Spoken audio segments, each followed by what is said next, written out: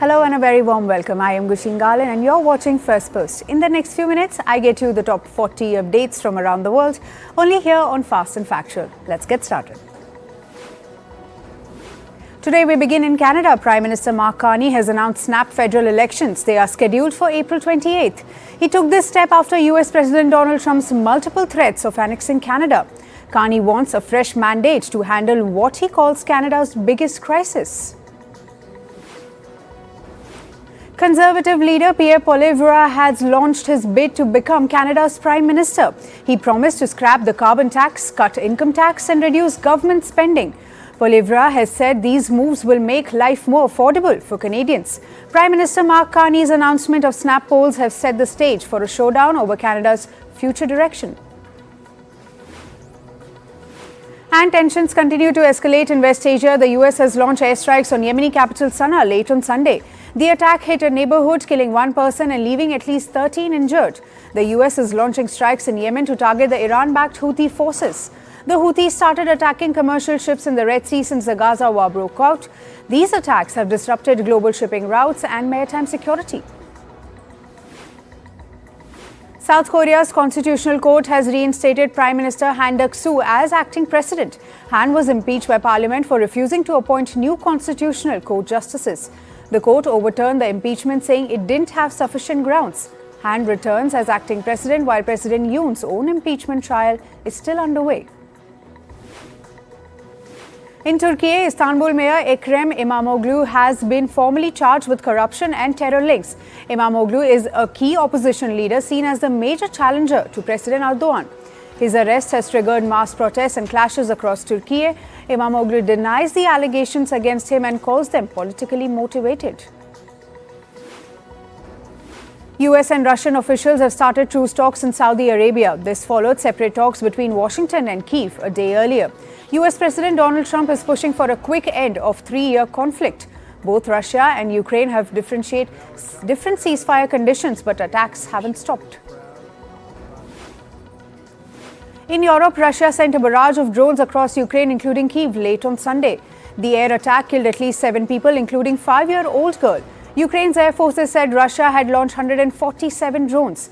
The Russian drone assault came just before ceasefire negotiations in Saudi Arabia. Pope Francis has been discharged from hospital after a 5-week stay. He was admitted due to pneumonia. Upon his release, he briefly appeared on a hospital balcony and greeted well-wishers. Doctors have advised him to rest for 2 months and avoid events. A new gelato flavor called Hallelujah was also released in Rome to celebrate his recovery. Trump has revoked the security clearances for Kamala Harris and Hillary Clinton. The order also applies to Joe Biden, his family, and other top Democrats. The move blocks this from accessing classified information. Traditionally, former presidents, vice presidents retain security clearances after leaving office. The White House said the decision was made over concerns of misuse of sensitive information. A top US delegation will visit Greenland next week. The team includes US Vice President J.D. Vance's wife and Second Lady Usha Vance. Other officials include the US National Security Advisor Mike Waltz and the Energy Secretary. They will visit cultural sites and tour the US military space base in there. Greenland's Prime Minister called the visit aggressive as it comes before local elections. In climate news now, southeastern South Korea is battling massive wildfires fueled by dry, windy weather. The infernos have scorched over 6,000 hectares of forest, destroyed homes, and damaged a historic temple. More than 1,500 residents have been evacuated, while authorities deployed 105 helicopters and over 9,000 personnel to combat the flames. Tragically, 4 people, including 3 firefighters, have lost their lives. Weeks of intense rainfall in Spain have led to catastrophic flooding in Avila. Overflowing water from the Adaja River has submerged entire neighborhoods and farmlands, prompting authorities to declare a state of emergency. While melting snow from surrounding mountains could worsen the crisis, meteorologists suggest that low temperatures may delay its impact. El Alto in Bolivia was hit by a sudden hailstorm. It forced residents and vendors to seek shelter. The Bolivian Meteorological Institute attributes the extreme weather to climate change. They noted that the country's rainy season, which usually ends in March, has been unusually prolonged. Australia's two World Heritage listed reefs, Ninagulu in the west and the Great Barrier Reef in the east, are simultaneously experiencing severe coral bleaching. Scientists call the event heartbreaking as the rising ocean temperatures fueled by global heating have caused extensive damage across thousands of kilometers. The United Nations has declared the preservation of glaciers a matter of survival. This, as the new data reveals, alarming ice loss worldwide. Every one of the planet's 19 glacier regions lost mass ice in 2024. This is the third consecutive year of decline. The total loss of 450 billion tons makes it the fourth worst year on record, with 5 of the last 6 years seeing the fastest glacier retreat in history. On to business and tech news now. Japan's Nippon Steel is still in talks with the US government over its plan to buy US Steel. The discussions are focused on addressing national security concerns. A 21-day extension has been granted to continue these talks. Nippon Steel's president said the deal would strengthen the US steel industry. Malaysia is reportedly tightening semiconductor rules after pressure from the US. The US worried that Nvidia's chips from Malaysia are reaching China. Malaysia has set up a task force to monitor chip shipments more strictly. The country is aiming to stop illegal exports and follow global trade rules. Donald Trump has chosen Boeing over Lockheed Martin for a major US Air Force contract. Boeing will build the new F-47 fighter jets, replacing Lockheed's F-22 Raptor. The contract is worth over $20 billion and includes advanced techs like stealth and lasers. Boeing shares jumped after the news, while Lockheed shares dropped. Iraq has announced plans to raise its oil production capacity. The country is aiming to increase it more than 6 million barrels per day by 2029. Currently, Iraq produces around 4 billion barrels per day. To achieve its goals, Iraq has signed a $25 billion deal with BP. The new project will see Iraq redevelop 4 big oil and gas fields in the city of Kirkuk. DNA testing company 23andMe has filed for Chapter 11 bankruptcy protection. The company's CEO resigned after failing to secure a buyer for the company. 23andMe was once valued at $3.5 billion when it went public in 2021. Now it's valued at just $11 million. The firm also faces a $30 million payout over a 2023 data breach. Apple has put $99 million into a new clean energy fund for China. The money will help build more wind and solar energy projects. The goal is to power Apple's supply chain fully with clean energy by 2030.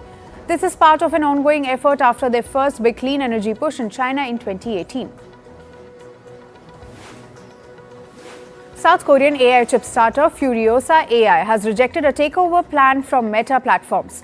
Meta was offering $800 million for the acquisition. Reports say the two sides have disagreements over organizational composition. Furiosa AI was founded by ex-Samsung and AMD employees and wants to position itself as Nvidia's rival. Argo Blockchain, a UK-based crypto mining firm, has named Justin Nolan as its new CEO. Nolan was previously Argo's chief growth officer. He also previously led digital infrastructure firm Arcan Energy. Argo Blockchain has faced financial struggles, including selling its Texas mining site in 2022 to avoid bankruptcy. Former US President Barack Obama has officially joined social network Blue Sky. Blue Sky confirmed this through a post by executive Rose Wang. Obama's arrival is seen as a major win for the platform. Blue Sky positioned itself as an open space alternative to social media platform X. Elon Musk has asked Tesla employees to hold on to their company's stocks. Tesla shares have dropped more than 50%. The EV giant is facing backlash over Musk's role in Trump's administration. Musk appealed to the employees, telling them the future is strong. Will humanoid robots coming soon? He urged them to trust in Tesla's long-term growth. Moving to sports, we start with cricket. Chennai Super Kings beat Mumbai Indians by 4 wickets yesterday. Bowling first, Mumbai Indians were restricted at 155 runs with CSK's Noor Ahmed's 4-wicket and Khalil Ahmed's 3-wicket hauls. In response, Rachan Ravindra and Ruturaj Gaikwad smashed half-centuries to win the match with 5 balls remaining. Sunrisers Hyderabad beat Rajasthan Royals by 44 runs. Rajasthan won the toss and decided to bowl first in Hyderabad. Sunrisers Hyderabad's Ishan Kishan remained not out and smashed 106 runs off just 47 balls. Travis Head's 67-run knock of 31 balls and Henrik Karlsson's 34-run inning took the scoreline to 286 runs. In response, Rajasthan could score only 242 runs in 20 overs.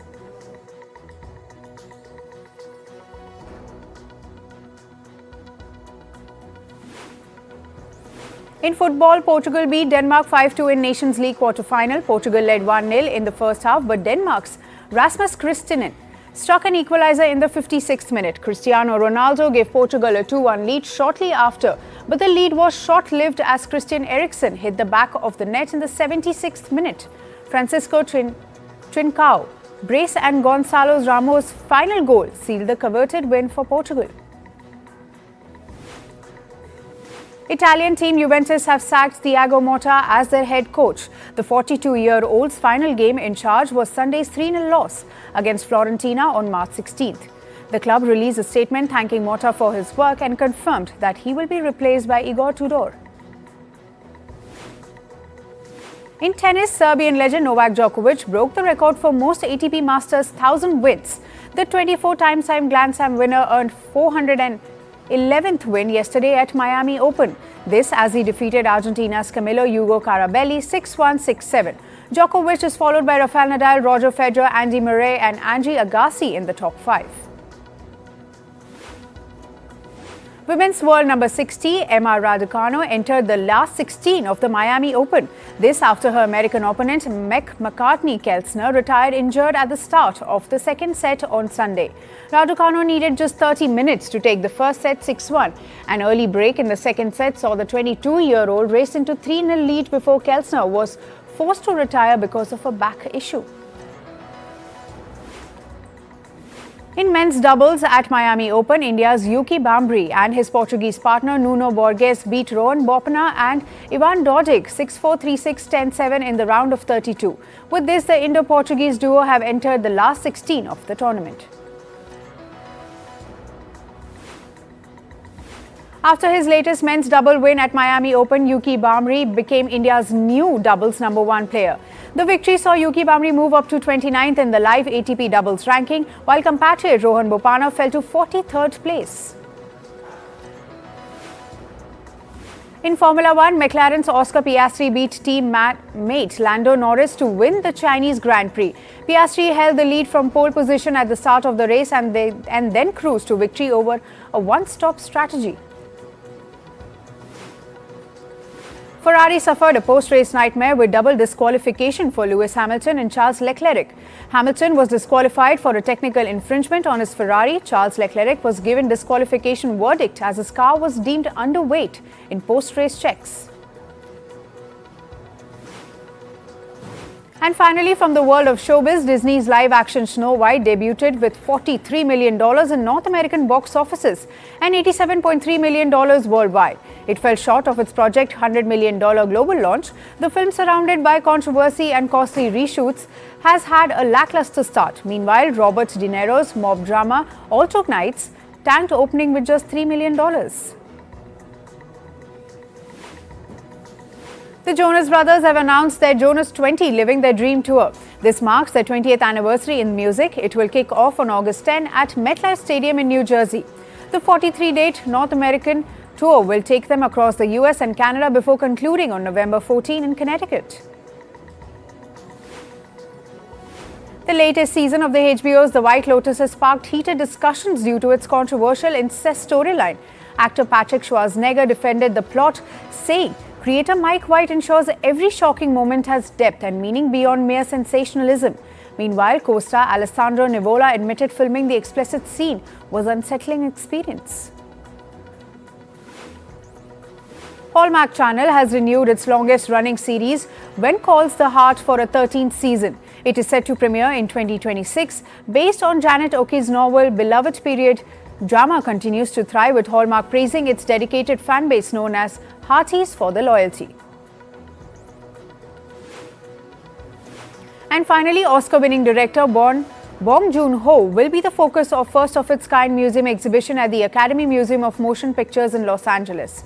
Opening March 23, the showcase will feature over 100 original items including storyboards, props, concept art and a retrospective screening of his films.